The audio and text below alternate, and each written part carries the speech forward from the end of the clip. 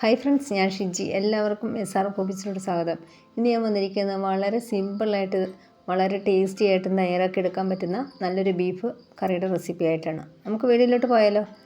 ഒരു കുക്കർ എടുത്ത് വെച്ചിട്ടുണ്ട്, ചൂടായി വന്നിട്ടുണ്ട്, എണ്ണയും കുറച്ച് ഒഴിച്ച് വെച്ചിട്ടുണ്ട്. ഇനി നമുക്ക് ഗ്രാമ്പൂ, ഏലക്ക, കറുവപ്പട്ട ഇത്രയും നമുക്ക് ചേർത്ത് കൊടുക്കാം.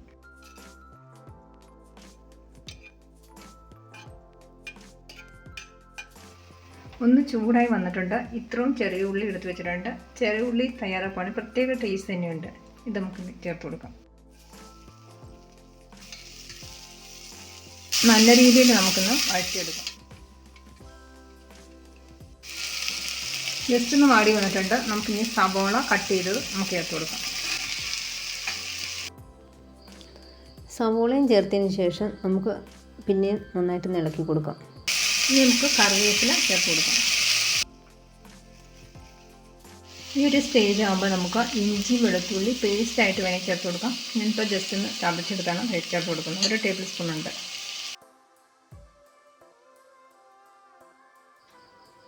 ജസ്റ്റ് ഒന്ന് വാടി നിന്നിട്ടുണ്ട്. ഈ സമയത്ത് നമുക്ക് തക്കാളി ചേർത്ത് കൊടുക്കാം. തക്കാളി നന്നായിട്ട് വെന്ത് ഉടഞ്ഞു വരണം.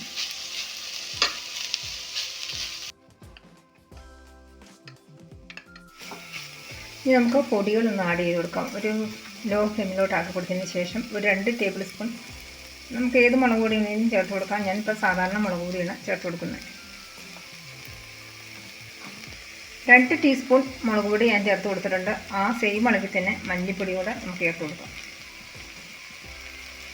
പെരിഞ്ചീരവും കുരുമുളകും കൂടെ നന്നായിട്ടൊന്ന് ചതച്ചെടുത്തിട്ടുണ്ട്. ഇതും കൂടെ നമുക്ക് ചേർത്ത് കൊടുക്കാം. ഇനി നമുക്ക് മഞ്ഞൾപ്പൊടി ചേർത്ത് കൊടുക്കാം. നന്നായിട്ടൊന്ന് ഇളക്കി യോജിപ്പിച്ചെടുക്കാം. ഇതിൻ്റെ പച്ചമണം മാറുന്നതിന് വരെ.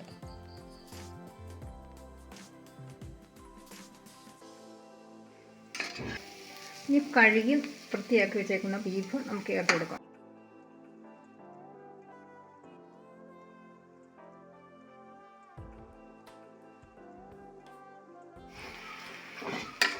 ബീഫും കൂടെ ചേർത്തതിന് ശേഷം നന്നായിട്ട് തന്നെ നമുക്ക് യോജിപ്പിച്ചെടുക്കാം.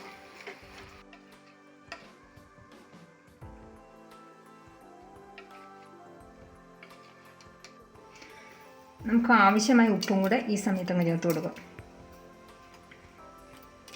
ഞാനിപ്പോൾ ഉപ്പുകല്ലാണ് ചേർത്ത് കൊടുത്തേക്കണേ. നിങ്ങൾക്ക് പൊടി ചേർത്ത് കൊടുത്താലും മതി.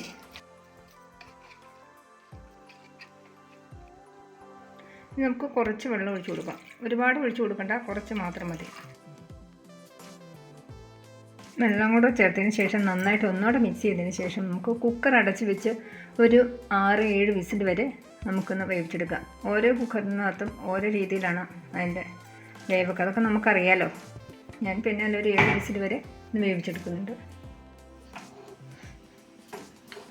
ഞാനൊരു മീഡിയം ഫ്ലെയിമിലോട്ട് ഇട്ട് കൊടുത്തിട്ടുണ്ട്. ഇനി ഒരു 7 വിസിൽ കഴിയുമ്പോൾ നമുക്ക് നോക്കാം. നമ്മുടെ ബീഫ് ഇവിടെ 6 വിസിൽ കഴിഞ്ഞപ്പോൾ തന്നെ ഞാൻ ഓഫ് ചെയ്തായിരുന്നു. പ്രഷറൊക്കെ പോയിട്ടുണ്ട്. നമുക്കൊന്ന് തുറന്ന് നോക്കാം. ഞാൻ കുറച്ച് തേങ്ങ എടുത്തു വെച്ചിട്ടുണ്ട്, ചെറുതായിട്ടൊന്ന് കട്ട് ചെയ്ത് അത് നമുക്ക് മൂപ്പിച്ചെടുക്കാം. ഇനി നമുക്ക് കുറച്ച് കറിവേപ്പിലയും കൂടെ ചേർത്ത് കൊടുക്കാം.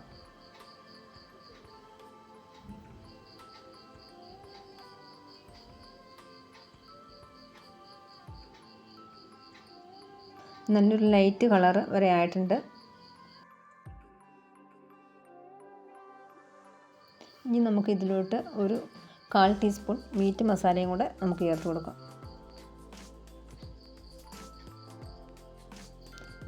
ഇനി നമ്മൾ റെഡിയാക്കി വെച്ചേക്കുന്ന ബീഫ് ഇതിലോട്ടാക്കി കൊടുക്കാം.